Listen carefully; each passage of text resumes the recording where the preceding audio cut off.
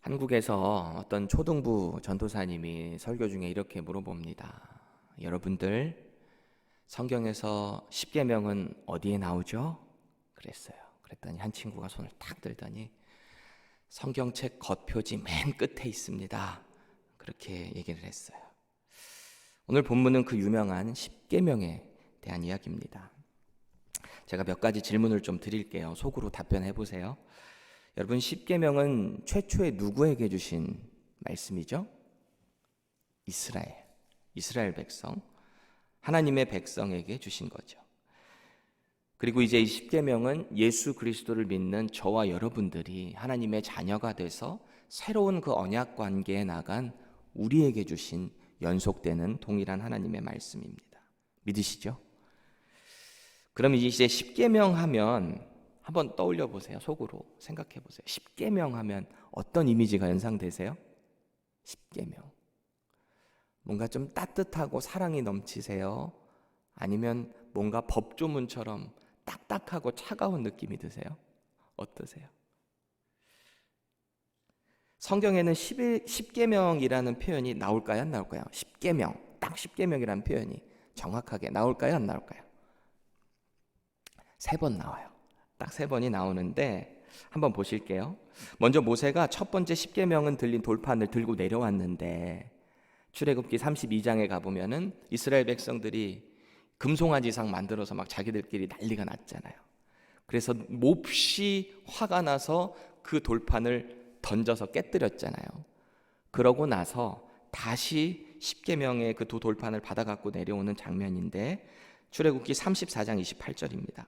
모세가 여호와와 함께 40일 40야를 거기 있으면서 떡도 먹지 아니하고 물도 마시지 아니하였으며 여호와께서는 언약의 말씀 곧 십계명을 그 판들에 기록하셨더라. 그렇죠? 언약의 말씀이 뭐냐면 십계명이다. 이렇게 이야기하고 있어요.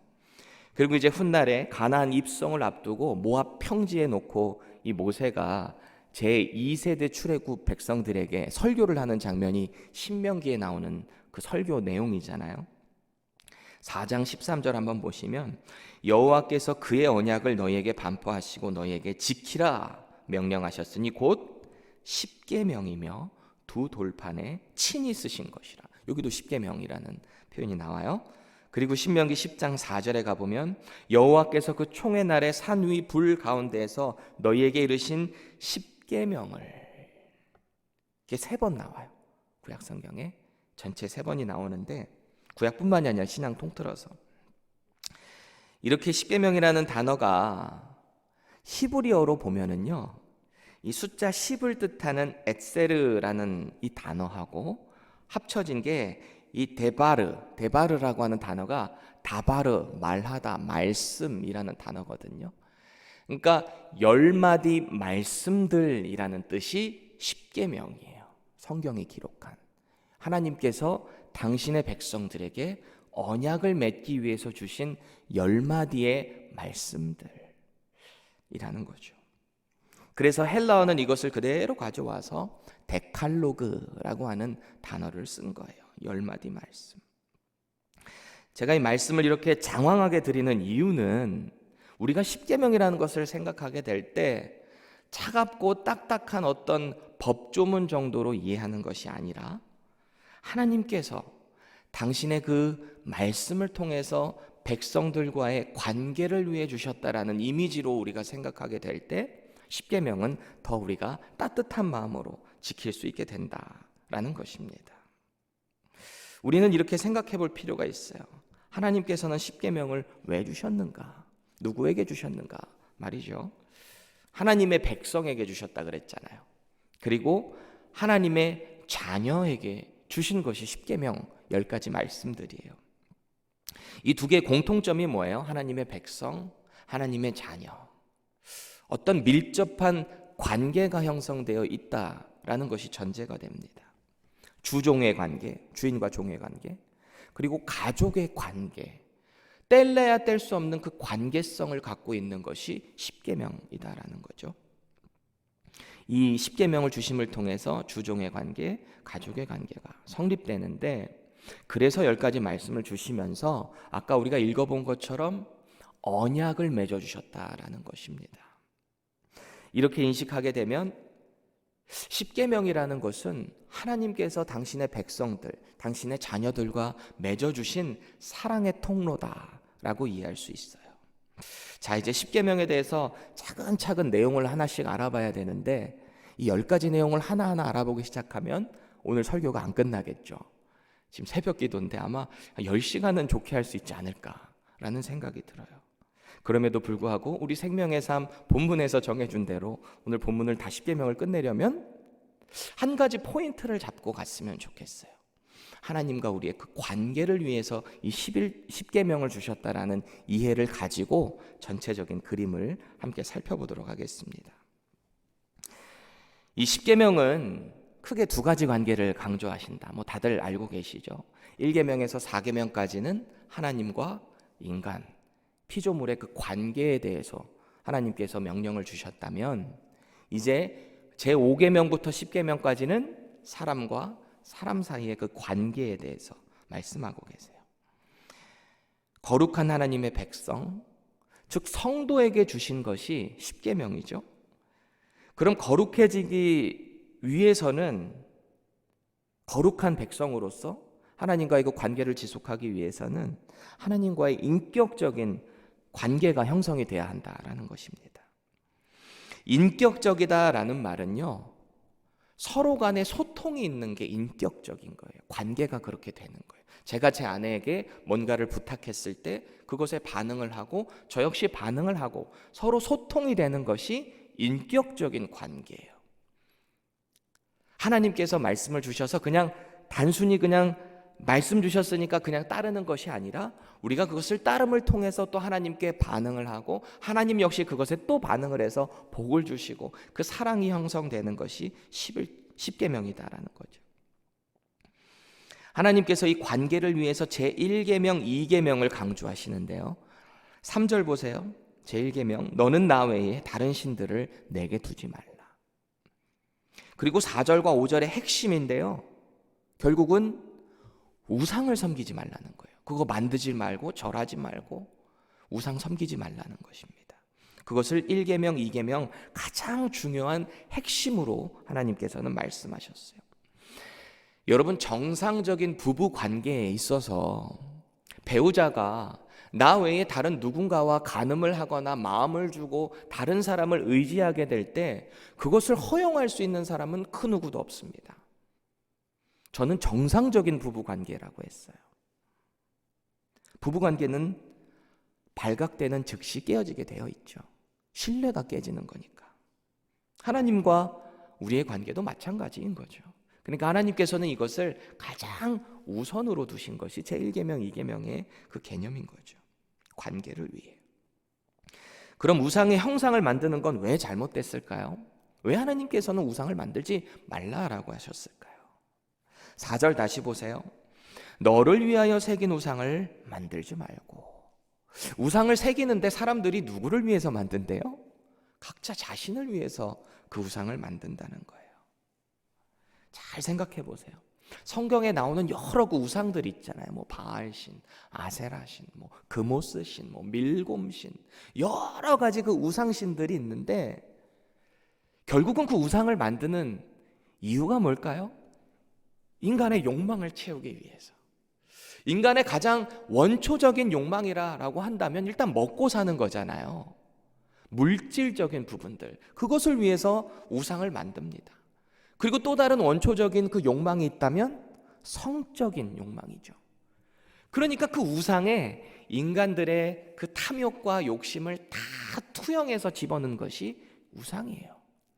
우상치고서 성적으로 타락하지 않은 것이 없어요. 다 성적으로 타락해 있어요. 로마 시대 때, 그리스 시대 때 다 생각해 보세요. 신전에 여사제, 남창들 다 만들어 놓고 성적으로 타락하지 않은 것이 없어요. 현대에 와서도 사이비 이단 종교들 보세요. 다 성적으로 타락해 있잖아요. 간음하는 것을 아무렇지도 않게 그렇게 강조를 하는 것이 우상입니다. 자기들이 하고 싶은 거 다 만들어서 넣어놓는 게 우상인 거죠. 그렇게 하게 될 때 하나님과의 관계가 깨지는 거예요. 관계가 깨지면 영적으로 타락하게 되고 양심의 화인을 맞게 되고 그러면서 죄의 구렁텅이 안에 들어가서 헤어나오지 못하게 되는 모습, 우리 주변에 얼마나 많이 봅니까? 하나님은 이런 자들을 향해서 뭐라고 정의하시는가? 5절 중반절 보세요. 나를 미워하는 자래요. 이렇게 간음하는 자, 영적으로 하나님을 떠난 자를 나를 미워하는 자라, 이렇게 말씀하세요. 미워하는 자와 좋은 관계를 맺기는 쉽지 않죠. 누군가가 나를 미워하는데 나는 부단히 기필코 그와 좋은 관계를 맺겠다. 물론 하나님의 은혜로 가능할 수는 있겠지만 짝사랑이라는 것은 참 어려운 거예요. 하나님께서 이런 자들에게 5절 계속 보시면은 어떻게 하시냐? 죄를 갚아 주시는데 아버지로부터 아들에게 3, 4대까지 이르게 한다. 저주를 주시겠다라는 말씀을 하고 계세요. 여러분들 이 표현을 잘 이해하셔야 돼요. 이 극단주의, 극단 은사주의자들이 이런 말씀을 가져다가, 이단도 마찬가지죠, 가계 저주를 이야기합니다. 하나님께서 가계를 대대로 해서 저주를 내리신다. 이 저주를 풀기 위해서는 얼마를 헌금해야 된다, 뭐 굿을 해야 된다, 그런 얘기 많이 들어보셨죠. 그런데 우리가 꼭 기억해야 될 것은 타락한 인간은요, 하나님의 은혜가 아니고서는 그 누구도 이 저주로부터 풀려날 수가 없는 존재였어요. 그렇잖아요. 그렇게 생각할 때는 3, 4대가 문제겠어요? 1000대까지도 문제가 되겠죠. 하나님의 은혜를 경험하지 못한 자라면. 저주 가운데 있는 사망의 그 몸을 계속 지니고 있는 사람이라면 저주 가운데 살게 되는 거죠. 그런 우리들에게 당신의 아들 예수 그리스도를 보내셔서 우리에게 저주를 풀어주시고 사망 권세를 이기신 그 은혜의 자리로 나아가게 해주셨다는 것을 감사하시기 바랍니다. 가계 저주에 쓰일 수 있는 그런 구절이 아니에요.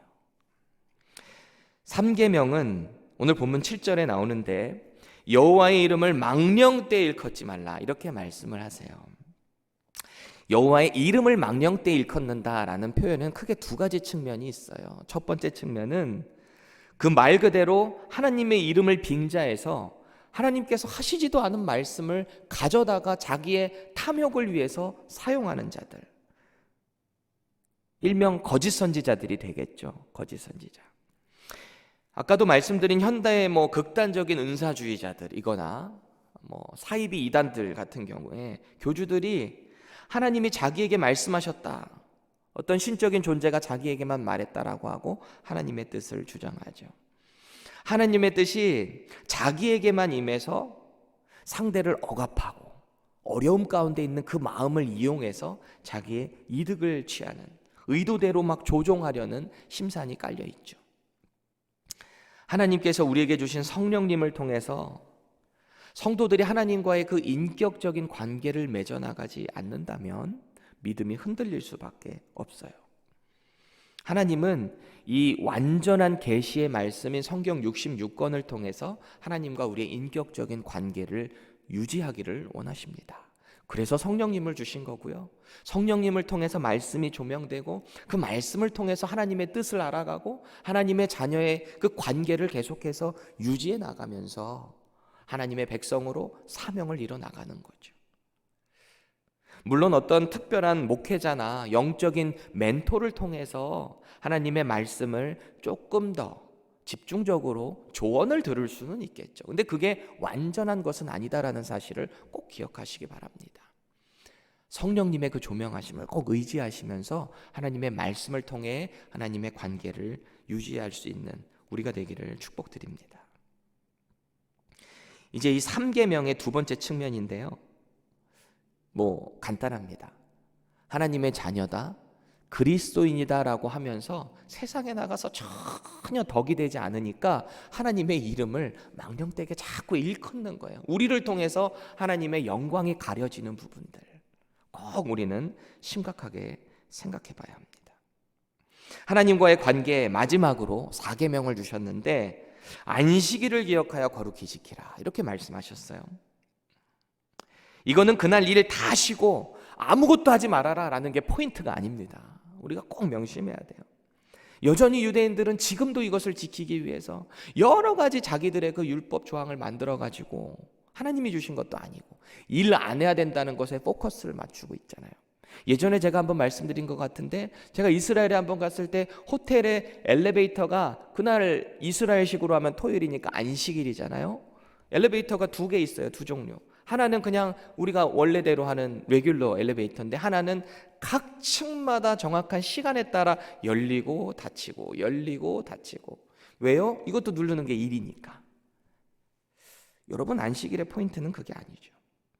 하나님과의 관계에 최선을 다해 집중하고 하나님의 그 관계를 누리는 것, 그것이 안식일의 중심적인 메시지죠.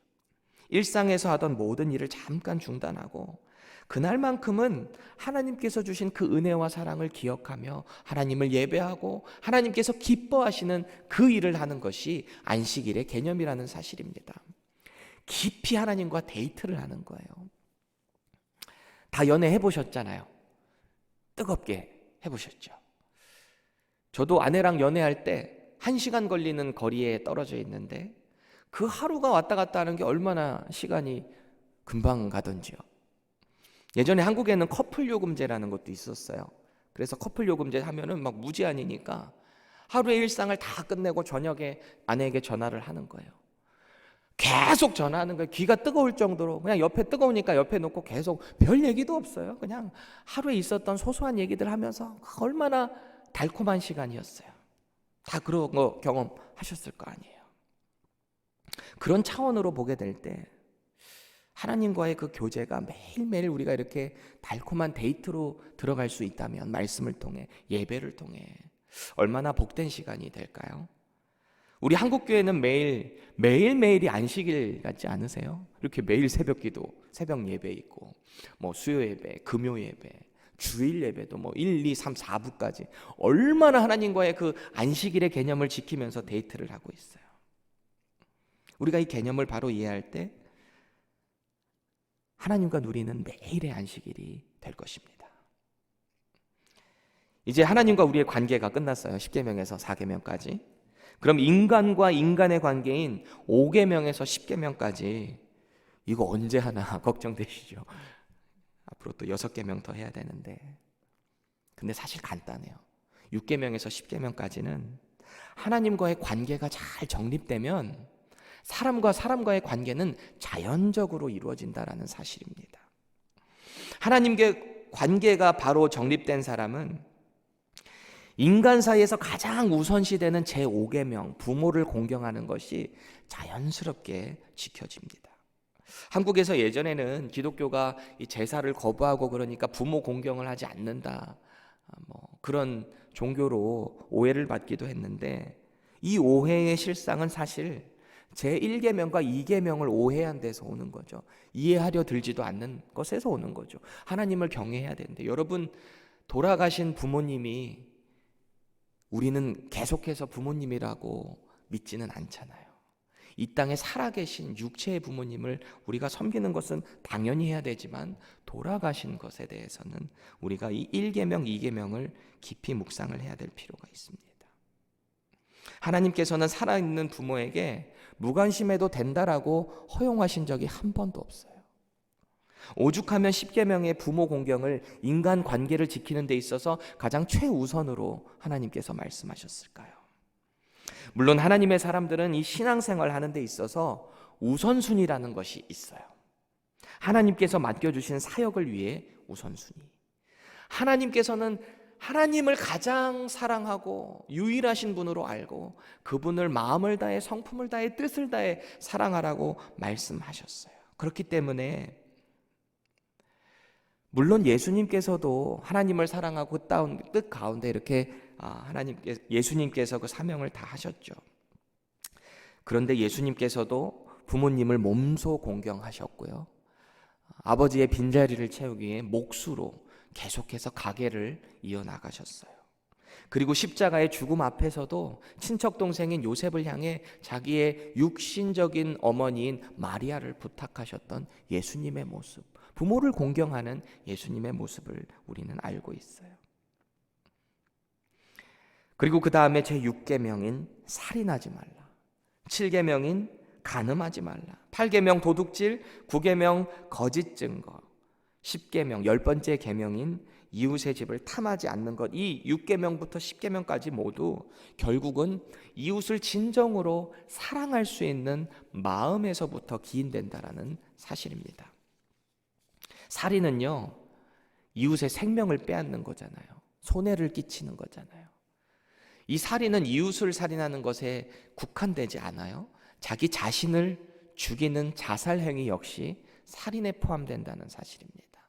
왜 이것이 죄가 될까요? 우리가 너무 잘 알고 있다시피 이 생명은 누가 주신 것이죠? 하나님께서 주신 것인데, 그 주권, 하나님의 그 생명을 주신 주권을 무시하고 자기 마음대로 경홀히 여기는 것이 죄가 된다라는 사실이 살인하지 말라에 들어있다라는 거죠. 간음은요, 간음은 이웃의 가정을 파괴시키는 거예요. 간음을 함을 통해서 자기도 영혼이 죽고 영혼이 갉아먹히는 것뿐만이 아니라 상대의 가정까지 파괴시키는, 손해를 끼치는 아주 큰 죄가 된다라는 사실입니다.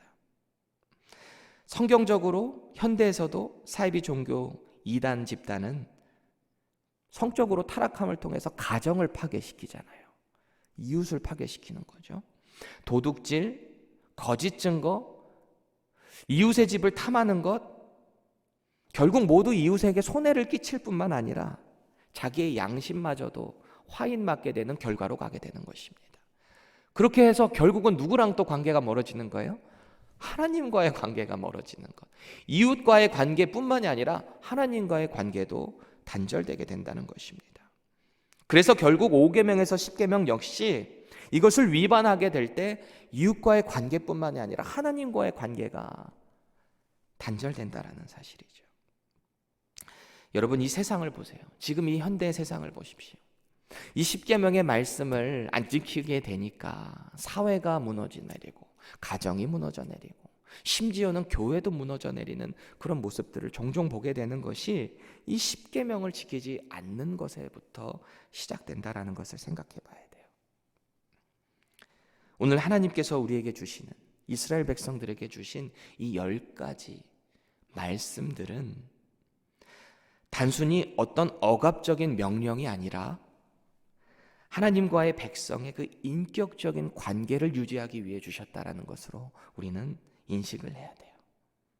하나님의 진심 어린 마음 가운데 인격적인 관계를 유지하고 싶으셔서 모세를 통해 이제 가나안 땅에 앞선, 가나안 땅에 들어가게 될 이스라엘 백성들에게 너희들 이거 꼭 지켜야 된다.